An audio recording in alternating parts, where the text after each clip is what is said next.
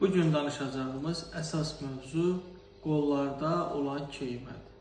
Bəzən pasientlər əldə, xüsusən də baş barmaqda və yaxud işarət barmağı nahiyəsində olan keymədən və yaxud bazu sümüyündə və yaxud qol nahiyəsində olan keymədən şikayət edirlər. Belə hallarda pasientləri əksər hallarda müəyyən fizioterapevtik proseduralar və yaxud masaj təyin olunur.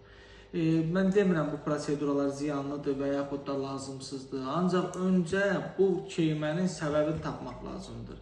Bu keymənin səbəbləri müxtəlif olar.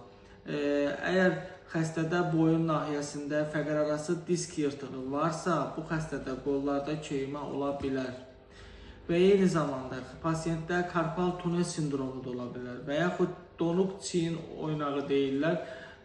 Çiyin oynağın impigmenti, yəni oynaq arası məsafənin daralmasında, əgər keymə ilə yanaşı qolunu xəstə qaldıra bilmirsə, normal şəkildə hərəkət elətdirə bilmirsə, bu adətən çiyin oynağı problemlərindən qaynaqlanır və yaxud da karpal tunel sindromu olanda pasiyentdə barmaq normal hərəkət eləmir. Məsəl üçün barmağı pasiyent qatlayır, açan momentdə barmaq yarı yolda ilişir, sonra risk açılır.